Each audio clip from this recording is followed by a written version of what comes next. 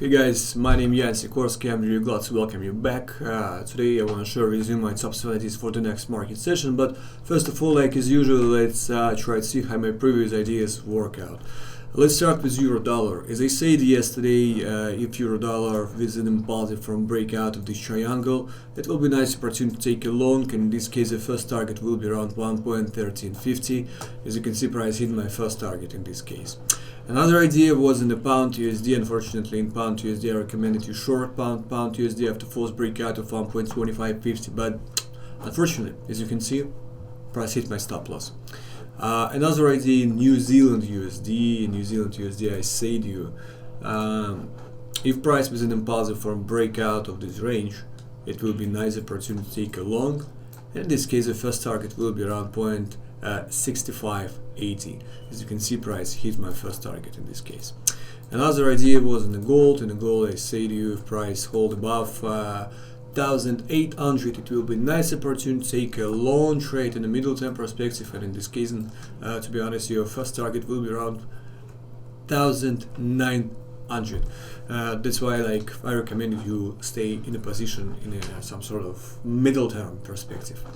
Canadian dollar. In Canadian dollar, I recommended you short Canadian dollar after false breakout of this resistance level. Let me show you on a higher time frame. This resistance level around 1.36. And as you can see, price hit from false breakout and then hold below. That's why price falling down and hit my first target around 1.3530.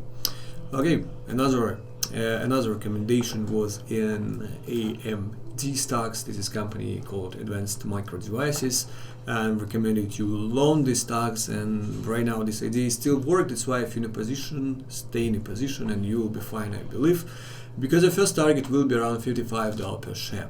And the last idea was in Apple. In Apple, I recommended you long Apple, and as you can see, this idea still works and just almost hit our target around 380. Well, right now let's move on to today's ideas. Well, let's start with euro dollar. As you can see right now, price tries to form false breakout of important resistance level around 1.1350. That's why it pretty depends on how price will be react. And if price hold below this level, you can short this currency pair. In this case, the first target will be around 1.1280. But also if price going up and hold above this level, you can long this currency pair. In this case, the first target will be around 1.14. Another idea in the pound USD. In the pound